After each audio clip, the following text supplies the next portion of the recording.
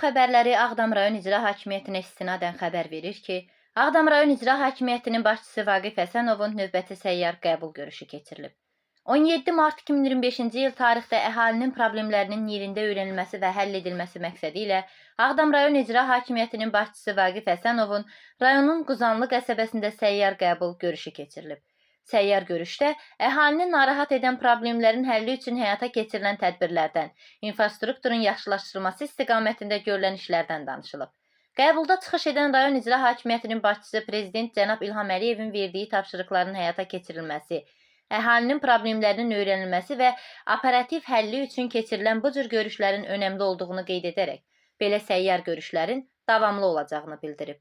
Rayon İcra Hakimiyyətinin başçısı Azərbaycan Respublikasının Prezidenti cənab İlham Əliyev tərəfindən qəbul edilən əhalinin sosial müdafiəsinə və rifah halının yüksəldilməsinə yönəldilmiş son qərarlardan danışaraq, bütün bunların vətəndaşlara olan dövlət qayğısının göstəricisi olduğunu bildirmişdi. Azərbaycan Respublikasının 2022-2026-cı illərdə sosial-iqtisadi inkişaf strategiyasının icrasını təmin etmək haqqında Azərbaycan Respublikasının Prezidentinin 3587 nömrəli sərəncamının 3.1.2 bəndinin icrası ilə əlaqədar məcburi köçkünlərin yeni salınmış yaşayış məntəqələrinə geri qayıdışı üçün təbliğat, izahat və təşviqat işlərinin aparılması ilə bağlı məlumat vermişdi.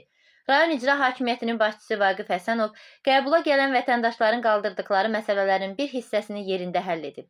Digər vacib məsələlərin həlli üçün isə müəyyən tapşırıqlar verərək həlli prosesini nəzarətə götürüb.